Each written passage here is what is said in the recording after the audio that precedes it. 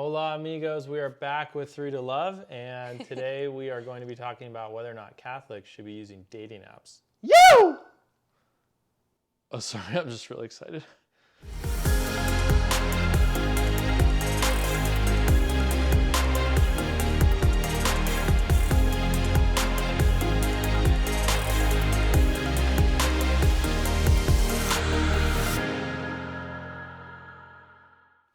Muchas personas nos han preguntado en las redes sociales acerca de este tema porque seguramente algunos de ustedes han escuchado nuestra historia de cómo nos conocimos en Catholic Match y bueno, nos han preguntado, ¿realmente los católicos pueden utilizar este tipo de apps? ¿Es correcto?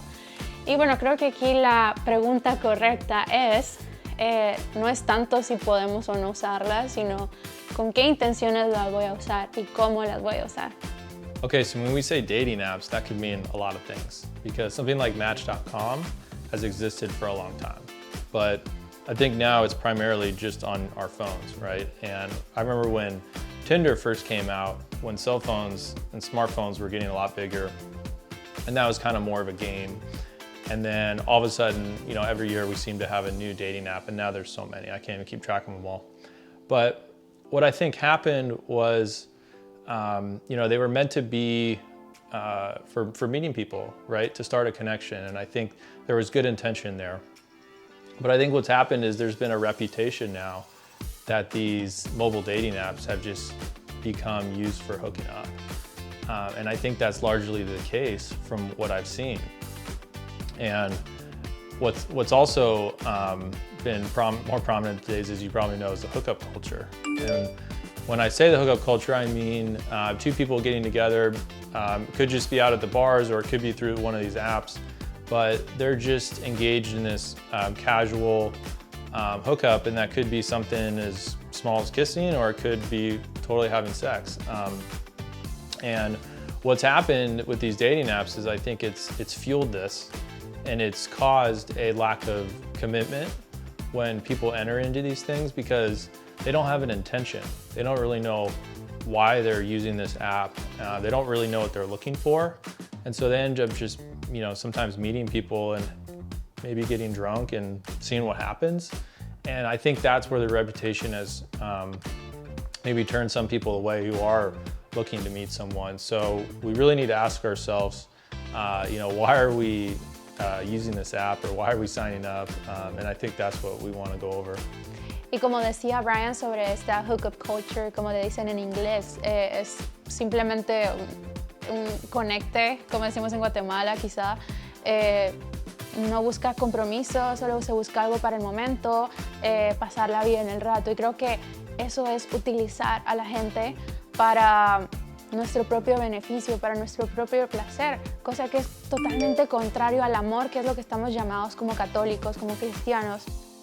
Y es por eso que la pregunta va más allá de si debemos usar o no, sino cómo la vamos a usar y por qué. Y si tu intención es buscar a alguien, conectar con personas que compartan tus valores, que compartan tus creencias y potencialmente salir con esa persona, conocerla, tratarla con dignidad, con respeto y pues en algún momento que eso sea un potencial a casarte en algún momento, pues claro, ¿por qué no? ¿Por qué no utilizarlas?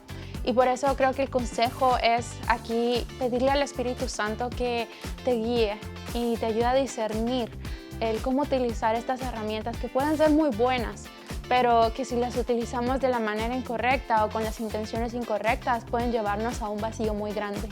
So I just want to close out with some personal experience of mine. As you guys may or may not know, I've been caught up in the hookup culture and it only ever let me down. And so one of the things I loved about using a dedicated Catholic app is that it allowed me to focus exactly on what I was looking for, and that was marriage. And then it also allowed me to go right into the heart of, you know, the available Catholic women that were looking for the exact same thing. They weren't looking for a hookup, and they wanted, you know, guys that were intended to get married and were ready to commit. And I hope all you guys, if you join it, that you are doing that, because we know that the hookup culture is just lust and it's not love. And we are striving for love at the highest level. And that is, and especially in our Catholic faith, found in marriage with God.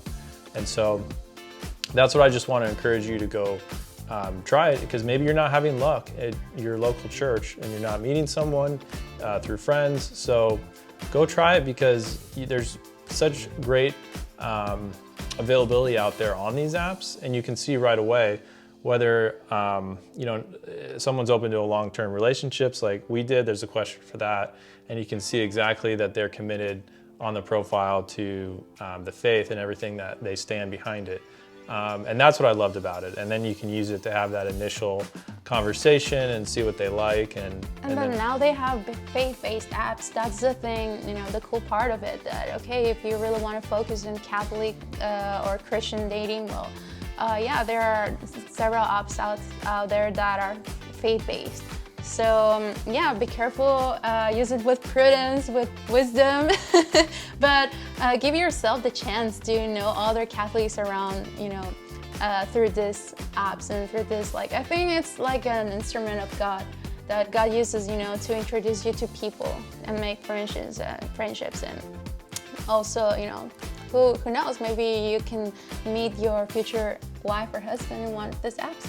Yeah, and put some work into it. You got to get some good photos, write a good little biography, try to be a little funny maybe. Yeah. And then, of course, you might need a pickup line, so you can DM me and I'll give you one.